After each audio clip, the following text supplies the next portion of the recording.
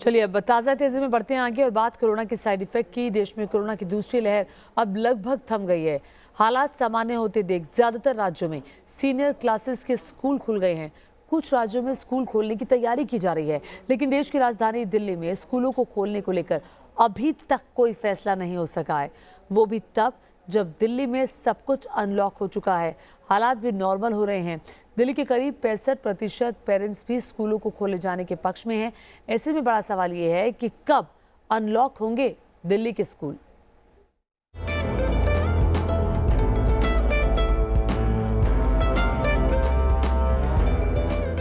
डेढ़ साल बाद एक बार फिर से देश के कुछ राज्यों के स्कूलों में घंटी गूंज रही है। कोरोना की तीसरी लहर की आशंका के बीच स्कूलों में रौनक लौटने लगी है। बच्चों का दोस्तों के साथ मौज मस्ती और टीचर्स से डायरेक्ट कम्युनिकेशन का दौर धीरे धीरे लौट रहा है। ये तस्वीरें यकीनन सुखद हैं, क्योंकि मेडिकल एक्सपर्ट्स क्लीन चिट दे चुके हैं। कोरोना की रफ्तार भी कम है, मॉल बाजार सब कुछ खुल रहे हैं। ऐसे में ज्यादातर राज्यों ने नियम और शर्तों के साथ 9वीं से 12वीं तक के स्कूल खोल दिए हैं, मगर कुछ राज्य ऐसे भी हैं जहां छात्र अब भी स्कूल खुलने का इंतजार कर रहे हैं। उन्हीं में से एक है दिल्ली, जहां क्लासरूम से बच्चों की दूरी की मजबूरी अभी भी बनी हुई है। वो भी तब जब दिल्ली में सिनेमा हॉल, मल्टीप्लेक्स खोल दिए गए हैं। मेट्रो और डीटीसी बस भी पूरी क्षमता से दौड़ रही है, लेकिन स्कूलों को खोलने के लिए एक्सपर्ट्स कमेटी की रिपोर्ट का इंतजार हो रहा है। जब हमारी डीडीएमए की मीटिंग हुई थी, उसमें सारी तैयारियां करने के लिए कहा गया। 1 महीने के अंदर उसको सब कुछ तैयार किया जाएगा। अगले महीने इसको विचार किया। सबसे पहले कि जितना भी स्टाफ है, डॉक्टर्स, टीचर्स हैं, स्टाफ मेंबर्स हैं, सबको वैक्सीनेट करना सबसे बड़ा काम है।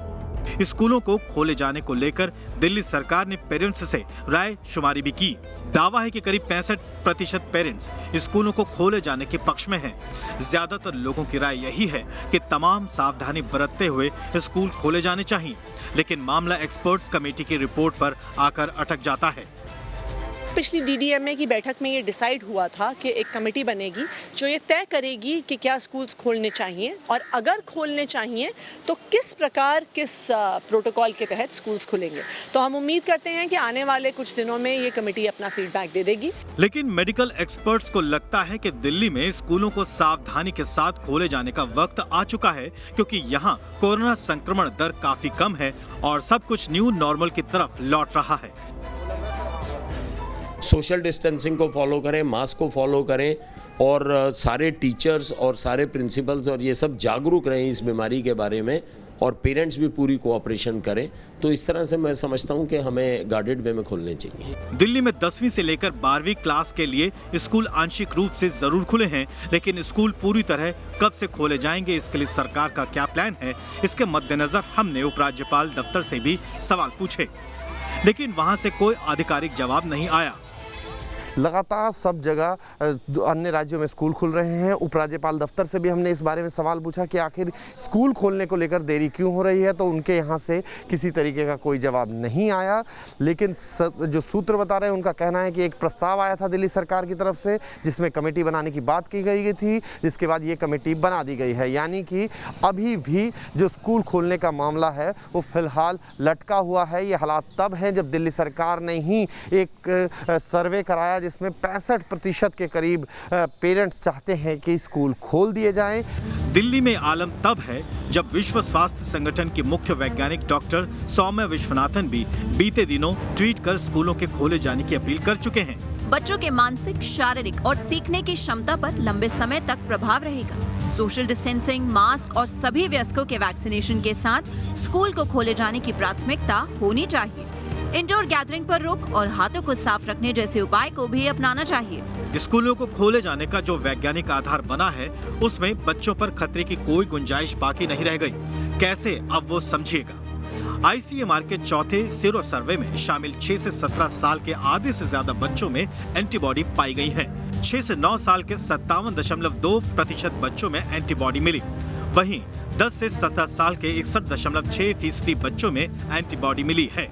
इतना ही नहीं, दिल्ली के कुछ स्लम क्लस्टर में बच्चों में 80 से 90% एंटीबॉडी पाई गई। नेशनल लेवल पर भी ये आंकड़े 55 से 60% के बीच हैं। साफ है कि एडल्ट के बराबर ही बच्चे भी कोरोना संक्रमित हुए, लेकिन उन्हें नुकसान नहीं पहुंचा। इसी आधार पर तर्क दिया जा रहा है कि अब प्राइमरी क्लास के बच्चों के लिए भी स्कूल खोले जा सकते हैं।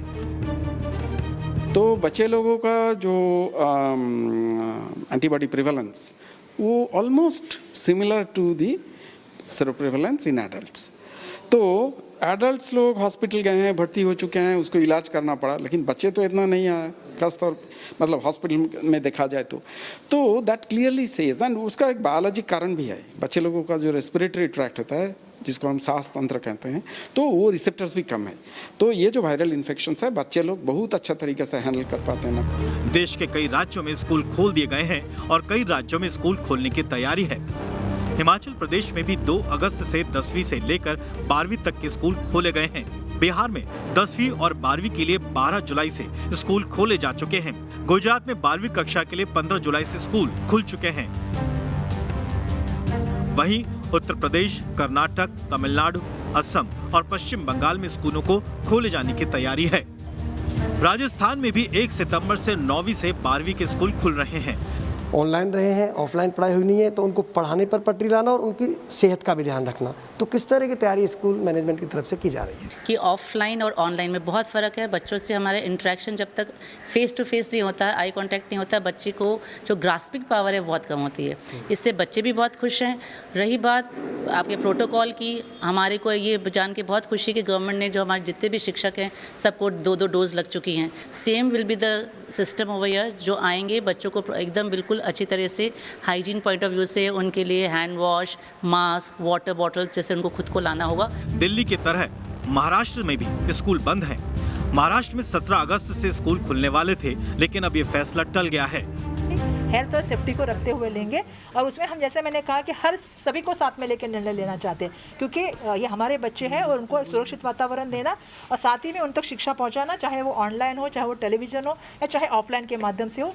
हम हर तरह की कोशिश करें ताकि कोई भी बच्चा जिसके पास कनेक्टिविटी नहीं है या जिसके पास नेटवर्क नहीं है या जिसके पास साधन नहीं है, इसलिए उसको शिक्षा नहीं मिल रही है, ये नहीं होना चाहिए। ये महाराष्ट्र की पहले से एक्सपर्ट्स के मुताबिक बच्चों के लिए स्कूल जाकर पढ़ना बेहद जरूरी है, क्योंकि ऑनलाइन क्लासेस की वजह से बच्चे मोबाइल एडिक्ट होने लगे हैं। स्टूडेंट्स का ज्यादातर वक्त स्क्रीन के आगे बीत रहा है।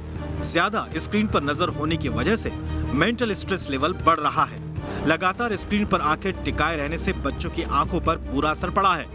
फिजिकल मूवमेंट नहीं होने की वजह से वजन बढ़ने की भी शिकायत सामने आई है। ऐसे में स्कूलिंग शुरू होने से बच्चे ग्रूम होंगे, उनकी मानसिक परेशानियां दूर होंगी, लेकिन एक समय ये भी है कि ज्यादातर राज्यों ने सीनियर क्लासेस के लिए स्कूल खोले हैं या फिर खोलने पर विचार कर रहे हैं। ऐसे में कुछ मेडिकल एक्सपर्ट्स का कहना है कि स्कूल खोलने की शुरुआत प्राइमरी क्लास से होती तो बेहतर होता। प्राइमरी स्कूल्स में पहले खोले जाने चाहिए और फिर सेकेंडरी स्कूल खोले जा सकते हैं, मगर ये देखना ज़रूरी है कि जितना भी सपोर्ट स्टाफ है, चाहे स्कूल के बस ड्राइवर्स हों या टीचर्स हों या प्राइमरी स्कूल में और सपोर्ट स्टाफ है, वो सब वैक्सीनेटेड होना ज़रूरी है। 10वीं 11वीं 12वीं के स्टूडेंट हैं, उनके लिए हम स्कूल खोल सकते हैं, वो भी अल्टरनेट डे पे या हफ्ते में 2 बार इस तरीके से, ताकि हम कम बच्चे आधे दिन एक दिन आए बच्चे और आधे बच्चे अगले दिन स्कूल में आए और प्रॉपर डिस्टेंसिंग, पूरा कोविड एप्रोप्रिएट बिहेवियर का पालन करें। कोरोना की पहली और दूसरी लहर के बाद यूरोप के कई देशों में स्कूल खुल रहे हैं, लेकिन किसी भी देश में स्कूलों के सुपर स्प्रेडर बनने का प्रमाण नहीं मिला है। जहां तक हिंदुस्तान का सवाल है तो फिलहाल यहाँ कोरोना काबू में है। मेडिकल एक्सपर्ट्स भी बच्चों पर किसी भी तरह के खतरे से इनकार कर चुके हैं। टीकाकरण के ट्रायल में गए ज्यादातर बच्चों में एंटीबॉडी पाई जा चुकी है। ऐसे में जब पूरा देश अनलॉक हो रहा है तो स्कूल भी अनलॉक होने चाहिए, पूरे एहतियात और सावधानी के साथ।